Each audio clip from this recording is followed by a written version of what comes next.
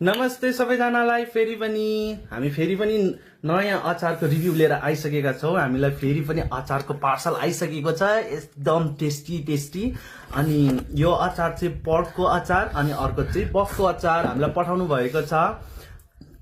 दिदी बहिनी भान्साबाट चाहिँ हामीलाई अचार पठाइसक्नु भएको छ। यो चाहिँ इटरीबाटको अनि हामी खाएर पनि टेस्ट गर्छौँ कस्तो छ भनेर हजुरहरूलाई सुनाउँछौँ है। म त खाँदा यो चाहिँ हो बफको अचार।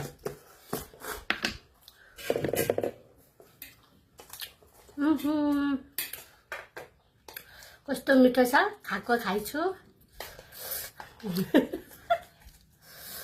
गाई खाएर माया गरेर पठाउनु भएको हजुरहरूले, प्यारीहरूले। कस्तो मिठो। वाउ,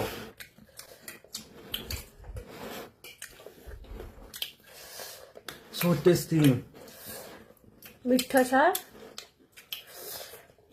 अरू गाई अरू प्यारीलाई पनि यस्तै अचार खानु मन परेमा के अरे फोन नम्बर टेक गरिदिनु। मिठो छ। अनि हामी चाहिँ कन्ट्याक्ट नम्बर यहाँ स्क्रिनमा दिएको कन्ट्याक्ट नम्बरमा हजुरहरूले हतार गरेर अचार अर्डर गरिहाल्नुहोस् है। फेरि स्टकमा सकिन्छ, हजुरहरूलाई टाइम लाग्छ, त्यही भएर यहाँ मेन्सन गरेको नाममा पनि हजुरहरूले फलो गरेर उहाँहरूलाई मेसेज गर्न सक्नुहुन्छ या त यहाँ स्क्रिनमा दिएको फोन नम्बरमा हजुरहरूले कन्ट्याक्ट गरेर अचार अर्डर गर्न सक्नुहुन्छ। इटरी दिदी बहिनी भान्सा। कस्तो मिठो क्या, जति अचार खाँदा नि नगाउने। अब अर्को अचार खान्छौँ है, यो चाहिँ पर्कको। अहिले भर्खर बफ खायौँ।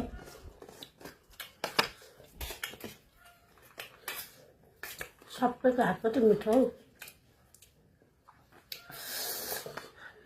वाउ, बास्नाले नै मुखमा पानी आयो। म त खाँदा कुन दिन त मेरो ढिङ्कुली पनि तालिन्छ होला।